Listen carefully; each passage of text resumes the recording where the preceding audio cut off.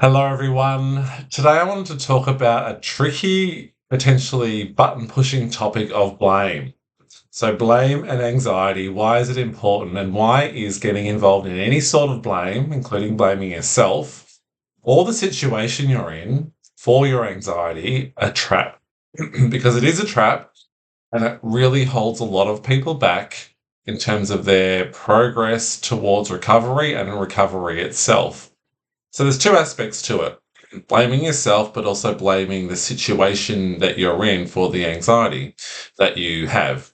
Now, as you're recovering, you're making progress, you're using the tools, methods I describe in the videos, often we get really annoyed at ourselves. We get annoyed at ourselves, oh, I got caught out, I didn't do it right, I'm not accepting enough, I'm not letting go, I keep getting stuck in rumination. I keep watching too many videos. Because I can't do it myself. Self blame. We're often good at a bit of self torture, and no one does it deliberately, but it's often a habit we pick up, we learn. We've got to be hard on ourselves in order to progress. We might have learned it from our parents. Life's no pain, no gain. Life's never easy. We've got to whatever it is, whatever those thoughts are. But of course, when they combine with a highly sensitized nervous system, then they're likely to become really unhelpful, intrusive thoughts that lock you into a state of anxiety. I'm not good enough. I'll never recover.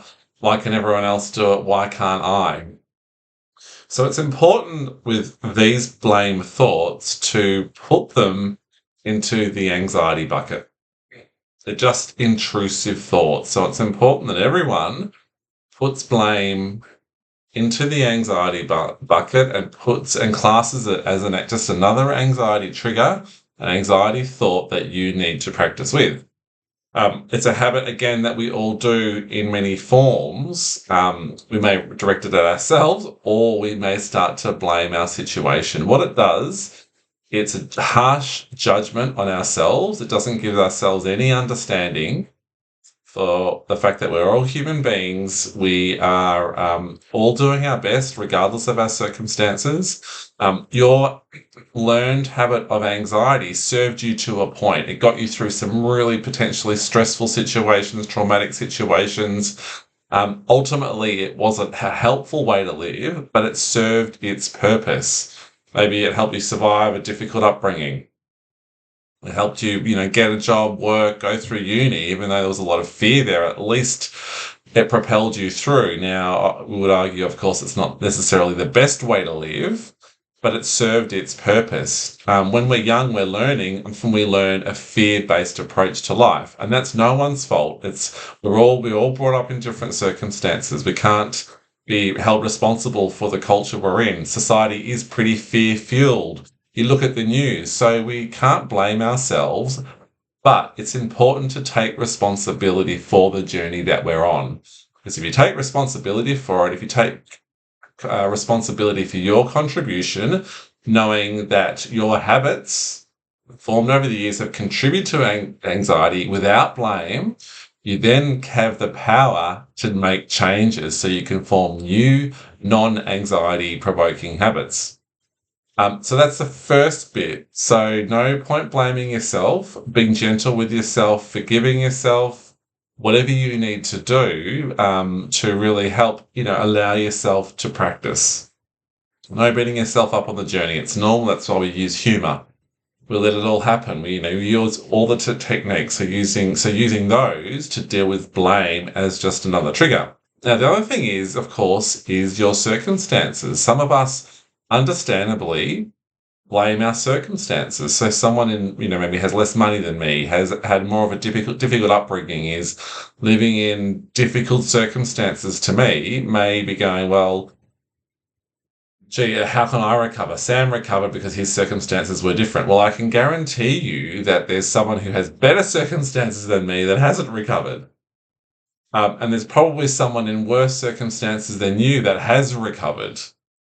So it's normal because we learn it. We learn to blame our work situation, our family situation, our relationships, how much money we have, where we live, the climate, the environment, the culture, relationships, other people, you name it. We like to point the finger at them for how we are in our internal state is. Now, of course, all our interactions with our environment, our relationships, school, stuff that happens in the past have an impact on our nervous system. But once we learn it, we can then take the power back and go, right, how do I start to respond differently to my circumstances and not just react to them? If we just react to them, it's not fair.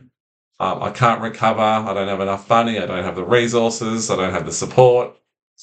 Then we will just stay in the brutal reality is we will just stay in that state. So we can have what we do have is sovereignty over how we think and feel if we leverage the tools, methods that I talk about in these videos. So anyone, regardless of your circumstances, can recover.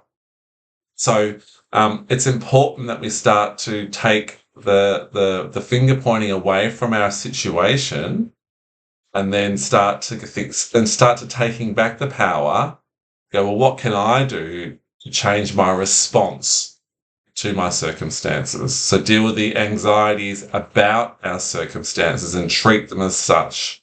Treat any temptation to blame something external to yourself as just another anxious thought, and that will get you back on the right track. Now, the thing is, for a lot of us who blame others will then also blame ourselves, or we blame ourselves and we also blame others. So it's normal if we're hard on ourselves that we're going to potentially more likely to blame our circumstances too. So we have to potentially take the finger pointing away from our circumstances, which will allow us also to take away the blame from ourselves. It's just a result of your life situation. The stress that you've experienced to date, that's just the way it is. We all experience stress in some form, but regardless of our circumstances, we all have the ability to cover. So I just wanted to put that out there as a message for anyone who's trapped in the blame game. It's normal. Don't blame yourself for blaming anything. But once you realize, treat blame as anxiety and use the tools and methods to deal with it as such. Hope that makes sense. If you've got any questions, please let me know. It can be a hard thing to hear if you realize you're locked in that, but super important to overcome as part of the recovery journey. I wish you all the best and see you again soon, no doubt. Take care.